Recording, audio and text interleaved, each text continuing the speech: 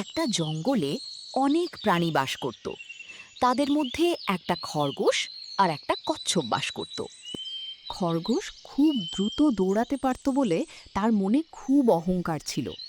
কচ্ছপ বলল, তুমি তো আসলেই অনেক দ্রুত দৌড়াতে পারো।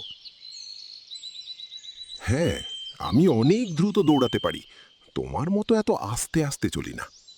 এই কথা শুনে কচ্ছপের মন খারাপ হয়ে গেল। কচ্ছপ চলে যাচ্ছিল। যাও যাও, আস্তে চলা প্রাণী। একদিন কচ্ছপ নদীর ধারে বসেছিল। তখন খরগোশ এসে বলল, কি হে, আস্তে চলা প্রাণী, এইখানে বসে বসে কি করো? কচ্ছপ তখন বলল, তুমি খুব দ্রুত দৌড়াতে পারো বলে তোমার মনে খুব অহংকার, তাই না? এত অহংকার ভালো না। কচ্ছপ তখন আশেপাশে থাকা সকল পশু পাখিদের ডেকে বলল, খরগোশ ভাইয়া খুব দ্রুত দৌড়াতে পারে, কিন্তু আমি ধীরে ধীরে চলাচল করি বলে খরগোশ ভাইয়া টিটকারি করে। জিরাফ বলল, না না খরগোশ ভাইয়া, বেশি অহংকার ভালো না। যে অহংকার করে তার পতন হয়। খরগোশ তখন সেই স্থান থেকে প্রচণ্ড রাগ করে চলে গেল। দেখো বন্ধুরা, খরগোশ ভাইয়ার অহংকারের পতন একদিন হবেই। সকলে যে যার বাড়ি চলে যাচ্ছিল। তখন কচ্ছপ বলল, বিদায় বন্ধুরা, আবার এসো। একদিন গাধা, বানর আর গণ্ডার জঙ্গলের এক জায়গায় খেলা করছিল। তখন খরগোশ এসে বলল, বন্ধুরা, আমি তোমাদের থেকে বেশি দ্রুত দৌড়াতে পারি। গণ্ডার বলল, দেখ খরগোশ ভাইয়া, তুমি দ্রুত দৌড়তে পারো ঠিক আছে, তাই বলে অহংকার করা ঠিক না। খরগোশ বলল, আমি দ্রুত দৌড়াতে পারি বলে তোমাদের হিংসা হয়। এই বলে খরগোশ সেখান থেকে চলে গেল।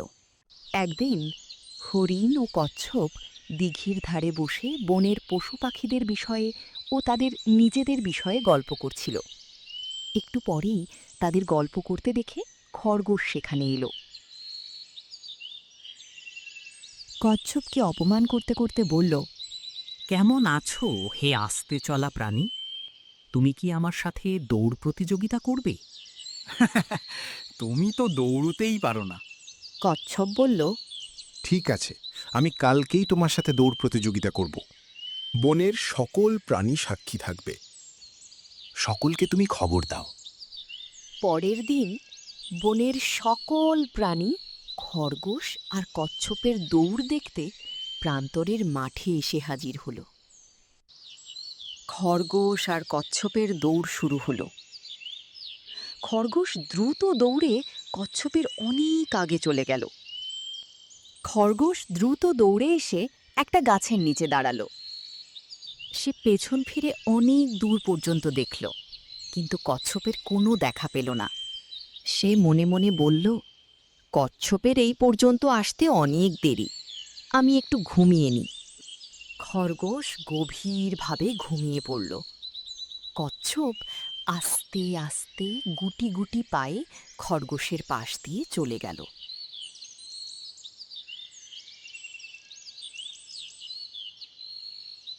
সে ছোট পায়ে বুনো ফুলের মাঠে এসে পৌঁছাল। বুনো ফুলের মাঠ পার করে সে তেপান্তরের মাঠে এসে পৌঁছাল এবং খরগোশের অনেক আগেই প্রতিযোগিতা শেষ করল। এই প্রতিযোগিতায় কচ্ছপ বিজয়ী হল এবং বনের পশু পাখিরা খুব আনন্দ করতে লাগল। খরগোশের ঘুম ভাঙলে সে উঠে এদিক ওদিক তাকালো, কিন্তু কচ্ছপকে কোথাও দেখতে পেল না।